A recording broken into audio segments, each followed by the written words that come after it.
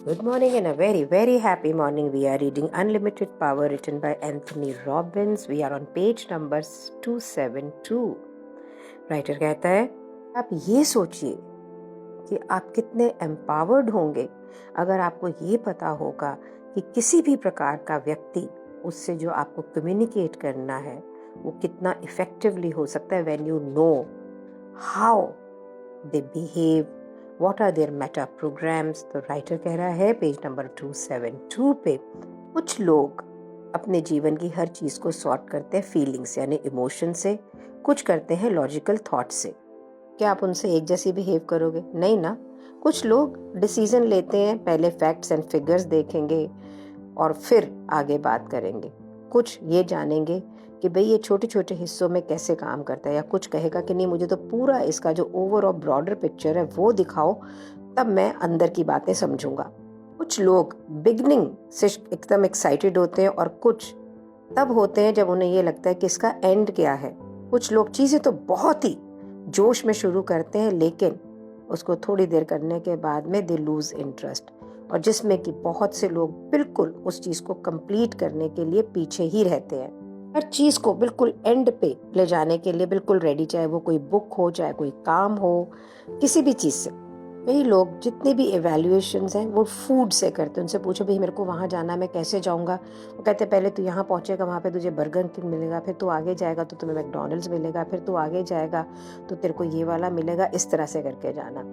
Movie के लिए पूछोगे तो वहाँ की कैंटीन की बात करेंगे कि वहाँ पे खाना कितना अच्छा था। कुछ लोग लोगों से अपनी थॉट को सॉर्ट करते हैं कि वहाँ पे लोग कैसे थे, यहाँ पे लोग कैसे थे। कुछ लोग सॉर्ट करते हैं एक्टिविटीज के साथ में। हम जितने भी ह्यूमन बीइंग्स हैं कोई ना कोई स्ट्रैटेजी को यूज करते हैं अपनी मेटा प्रोग्रामिंग को यूज करते हुए। ये मेटा प्रोग्राम्स कोई पत्थर पे खींची हुई लकीर नहीं है। हमारे में कुछ ज्यादा होता है, कुछ कम होता है, हम वेव करते रहते हैं यहाँ से वहाँ। अपने आप को एम्पावरिंग माइंड स्टेट में लाने के लिए, एम्पावरिंग पोजीशन में लाने के लिए आप चूज कर सकते हैं to adopt a meta program जो आपको हेल्प करे ग्रोथ में रादर देन आपको रोके। ये मेटा प्रोग्राम आपके ब्रेन को बोलते ये अच्छा नहीं है, इससे हट जा। और कई बार ऐसा होता है कि आपको उस रास्ते पे जाना होता है अपनी जिंदगी में आगे बढ़ने के लिए, तो आपको सचेत होना पड़ेगा कि आपका मेटा प्रोग्राम आपकी जिंदगी में से कौन सी चीजों को डिलीट कर रहा है। जब मैं ये सोच रही हूँ कि ऐसा क्या है, तो मैं ये देख रही हूँ कि मैं बहुत सारी चीज़ों को डिलीट कर देती हूँ। तो फॉर एन एग्जाम्पल, अगर मैं कोई प्रोग्राम कर रही हूँ, थोड़े दिन करती हूँ, उसके बाद बस फिर खत्म, डिलीट ही हो जाता है, करती नहीं। उसके लिए मैंने कई बार 2-2 लाख रुपए भी दिए हुए होते हैं। रेजिस्ट करती हूँ मैं उसे। ये मेटा प्रोग्राम के अंदर चीज़ों को बहुत अच्छे से शुरू करना है when it comes to my doing any program, और उसके बाद में से उसको फिज आउट करना है। और मैं ये देखती हूँ मेरे बहुत सारे स्टूडेंट्स वो बिल्कुल एंड तक कंप्लीट करते हैं बिल्कुल, और बहुत सारे स्टूडेंट्स बीच में फिज आउट हो जाते हैं। तो today when I am studying about this meta program, I am understanding that from their perspective also. Page number 273 पे ये एक बहुत ही पावरफुल कॉन्वर्सेशन है। राइटर कहता है ये गलती ना करना कि आप अपने आप को कंफ्यूज करें अपने बिहेवियर से, और किसी और की पहचान को कंफ्यूज करें उसके बिहेवियर से। आप कहते हो भैया मैं तो इस आनंद को जानता हूँ या इस सरिता को जानता हूँ, आप उसे नहीं जानते हो, आप उसके बिहेवियर को जानते हो। इसी प्रकार से आपको लोग आपके बिहेवियर से जानते हैं। अगर कोई भी व्यक्ति मूव अवे करता है चीजों से या वो काम नहीं करता है तो ये उसका पैटर्न ऑफ बिहेवियर हो सकता है। और अगर आप ऐसे हैं कि आप चीज शुरू करके मूव आउट हो जाते हैं तो ये आपका पैटर्न ऑफ बिहेवियर हो सकता है, मेरा है। तो राइटर कहता है अगर आपको ये नहीं पसंद आ रहा है तो आप इसको बदल सकते हो, और कोई एक्सक्यूज नहीं है आपको कि आप ना बदल सकें। आपके पास ये पावर इस पल में, इस मोमेंट में है। प्रश्न ये है कि क्या आपके पास में एनफ रीजन है कि आप इसे बदली करें। जो अब आपको मालूम पड़ गया है कि ये मेरा पैटर्न है, उसे चेंज करें। तो 2 तरीके हैं अपने मेटा प्रोग्राम्स को बदलने का। एक को कह रहा है SEE mean significant emotional events. अगर आपने अपनी ज़िंदगी के अंदर अपने पेरेंट्स को देखा होगा कि वो चीज़ों से दूर चले जाते हैं और अपना फुल पोटेंशियल नहीं ला पाए जीवन के अंदर, तो ये आपको भी इन्फ्लुएंस करेगा कि आप किस चीज़ों की तरफ जा रहे हो और किस चीज़ों की तरफ नहीं जा रहे हो। अगर आप अपनी ज़िंदगी में हर चीज़ नेसेसिटी के हिसाब से सॉर्ट करते हैं, तो आप बहुत अच्छी जॉब अपॉर्चुनिटीज़ छोड़ देंगे या अपने बिजनेस की अपॉर्चुनिटीज़ छोड़ देंगे जहाँ पे डायनेमिक सेंस ऑफ पॉसिबिलिटी की ज़रूरत होगी। हैरान हो जाएंगे कि जब आप अपने मेटा प्रोग्रामिंग को चेंज करेंगे, the way you will look at the next proposal will be absolutely changed.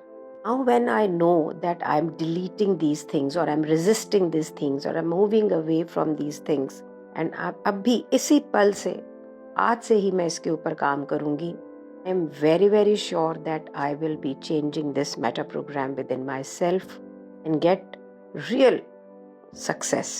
आप सोचिए already I am doing pretty well, लेकिन अगर मैंने इस चीज़ को भी बदल दिया तो मेरे को ये कितना एम्पावर करेगा। दूसरा तरीका चेंज करने का है अपने मेटा प्रोग्राम्स को कि आप कॉन्शियसली डिसाइड करें। हम में से ज़्यादातर लोग इस बारे में सोचते ही नहीं हैं कि हम कौन से मेटा प्रोग्राम्स को यूज़ कर रहे हैं। तो सबसे पहले चेंज की तरफ है उसको रिकॉग्नाइज करना, एक सचेतना होना कि अभी हम किस प्रकार से अपॉर्चुनिटी को देखते हैं, किस तरह से चेंज होते हैं। जब मेरे को ये पता लग गया या आपको ये पता लग जाए कि आप इन चीज़ों से मूव आउट करते हैं, तो आप ये देखो कि भी आप इसके बारे में कैसा फील करते हो। चीज़ों से हमको नॉर्मल होता है करना, अगर वो गर्म इस्त्री पे हाथ रखेंगे तो बाहर दूर ही हटाएंगे ना उसको, लेकिन बहुत सारी चीज़ें ऐसी भी होती हैं जहाँ पे we really need to move towards. Life में कंट्रोल किसको कहते हैं अपने, कि मैं ये कहूँ कि मेरी ज़िंदगी पे मेरा पूरा कंट्रोल है। इज़न्ट इट कि हम एक कॉन्शियस एफर्ट करें कि हमें किसकी तरफ जाना है, किसकी तरफ नहीं जाना है। और अगर आप महान लीडर्स को देखें, पेज नंबर 274 पे राइटर कहता है, तो महान जो सफलताएं मिली हैं जिसके बारे में हम चर्चा करते हैं, जनरली वो उससे मिलती है कि बिकॉज दे नो कि उन्हें किस तरफ जाना है। क्यों ना हम ये सोचें कि हमें कौन सी चीज़ें अपील करती हैं और हम एक्टिवली उसकी तरफ चलें। अगर मेटा प्रोग्राम्स को हम और हायर लेवल पे सोचें तो कहता है क्या नेशंस यानी देश, इनके भी कंट्रीज मेटा प्रोग्राम होते हैं। यस, हर देश का एक अपना बिहेवियर होता है, इजंट इट। हम बोलते हैं ऑस्ट्रेलियन ऐसे करते हैं, अमेरिकन ऐसे करते हैं, तो ये भी मेटा प्रोग्राम्स हैं। एक कंट्री का एक कलेक्टिव बिहेवियर होता है जो एक पैटर्न बनाता है और जनरली ये उनके लीडर्स के ऊपर बेस्ड होता है। यहाँ पे एग्जाम्पल दिए गए हैं यूनाइटेड स्टेट्स के कि वहाँ पे एक कल्चर है that they move towards a certain things, लेकिन countries like Iran they have extreme internal और एक्सटर्नल फ्रेम ऑफ रेफरेंस, उनके एक अपने व्यू पॉइंट है। इस तरह कुछ कंट्रीज के एग्जाम्पल दे के राइटर हमें बताने की कोशिश कर रहा है कि हर देश में एक मेटा प्रोग्रामिंग होती है, एक उनका कलेक्टिव बिहेवियर होता है which is based on with who is leading them. इस तरह से हमने इस बुक में पढ़ा कि लोगों की फिजियोलॉजी आपको बताती है कि उसके बारे में क्या स्टोरीज है, वो कैसे बिहेव करते हैं। वैसे ही उनके मेटा प्रोग्राम्स आपको बताते हैं कि उनको क्या मोटिवेट करता है और क्या उनको डराता है। मेटा प्रोग्राम एक टूल है खुद को बदलने के। याद रखिए, आप अपना बिहेवियर नहीं है। अगर आप कोई ऐसे पैटर्न में काम करते हैं, बिहेव करते हैं जो आपके अगेंस्ट चलता है, आप उसे बदल सकते हो। मेटा प्रोग्राम्स को अंडरस्टैंड करना एक यूजफुल टूल है अपने पर्सनल चेंज के लिए। इसके साथ में हमारा जो चैप्टर है मेटा प्रोग्राम्स के लिए वो फिनिश होता है एंड बुक आगे को मूव करती है how to handle resistance and solve problems, and this is chapter number 15, page number 276। Chapter शुरू होता है एक जापानीज प्रोवर्ब से, one can stand still in a flowing stream but not in the world of men. Let's understand that. इस book में हमने क्या सीखा, किस प्रकार से हम लोगों को मॉडल करें ताकि हम एक decisive pattern of human actions को अपनी लाइफ में लेकर आएं और वो रिजल्ट प्रोड्यूस करें जो हम चाहते हैं, और अपने एक्शंस को इस ढंग से लें कि हम अपनी जिंदगी का कंट्रोल हमारे पास रखें। तो ये सारी चीजें इसलिए की गई ताकि आप अपने बिहेवियर को ट्रायल एंड एरर से चूज ना करें। लर्न करके आप सीखें most effective way to run your own brain. अपने आप को जब हम कर रहे हैं तब तो हम ऐसा कर सकते हैं, लेकिन हम जब दूसरों से डील कर रहे होते हैं तो certain amount of trial and error तो होएगा ही होएगा ना। आप लोगों के बिहेवियर को डायरेक्ट नहीं कर सकते उसी स्पीड, सैटिनिटी और इफेक्टिवनेस से जैसे कि आप अपने बिहेवियर को कर सकते हो। अब लेकिन क्योंकि हम लोगों के साथ काम करते हैं तो पर्सनल सक्सेस को भी अगर हमें स्पीड अप करना है तो हमें लोगों के बिहेवियर को तो सीखना ही पड़ेगा, और उसके लिए आपको उनके रैपो डेवलप करनी पड़ेगी, आपको उनके मेटा प्रोग्राम्स को जानना पड़ेगा, आपको ये देखना पड़ेगा कि लोग किस प्रकार से कैलिब्रेट करते हैं ताकि आप उनसे डील कर सकें उनके टर्म्स में, अपने टर्म्स में नहीं।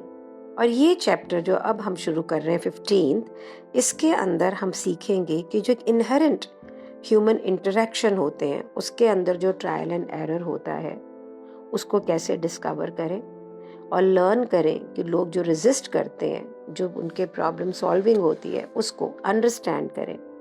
पेज नंबर 277 पे राइटर कहता है कि first half of the book में मैंने ये बताया मॉडलिंग, कि जहाँ पे एक्सीलेंस है आप उसको मॉडल करें।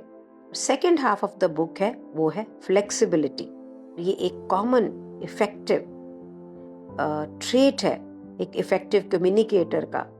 एक अच्छा कम्युनिकेटर सीखता है कि वो किस प्रकार से अपना खुद का बिहेवियर वर्बल नॉन वर्बल बदलता है जब वो लोगों के साथ बात करता है, जब तक कि उसको वो ना मिल जाए जो वो चाहता है। सब चीजें शुरू होती हैं एक सेंस ऑफ ह्यूमिलिटी, हम्बलनेस से और विलिंगनेस टू चेंज कि ओके मैं बदलूंगा। आप कभी भी फोर्स के साथ कम्युनिकेट नहीं कर सकते हैं, किसी को बुलडोज नहीं कर सकते हैं कि वो आपका पॉइंट ऑफ व्यू समझें। सिर्फ कम्युनिकेट कर सकते हैं bye constant resourceful attentive flexibility के साथ में। ये फ्लेक्सिबिलिटी कोई नेचुरली नहीं आती है, क्योंकि हमें आदत है कि हम कुछ अपने पैटर्न्स को बार बार रन करते हैं बिल्कुल बिना जाने। Numbing regularity is the word use, means हमें पता है नंब नहीं हो जाते उस तरह से। कुछ चीज़ों के लिए इतने श्योर होते हैं कि ये बिल्कुल काम करेगा कि हम बड़े उसे यूज करते हैं फोर्सफुल रेपिटेशन के साथ में। यहाँ पे ईगो भी काम कर रही होती है, इनिशियल इनर्शिया ऑफ वर्क भी काम कर रहा होता है। को लगता है यही आसान है ना, जो हमने पहले किया सक्सेस पाया, अभी भी हम इसी को कर लें। सबसे आसान है पर ये सबसे वर्स्ट है। इस चैप्टर के अंदर हम सीखेंगे किस तरह से हम अपनी डायरेक्शंस को बदलें, अपने पैटर्न्स को चेंज करें, अपनी कम्युनिकेशन को रीडायरेक्ट करें, अगर कहीं पे कंफ्यूजन है उससे भी कैसे फायदा उठाएं।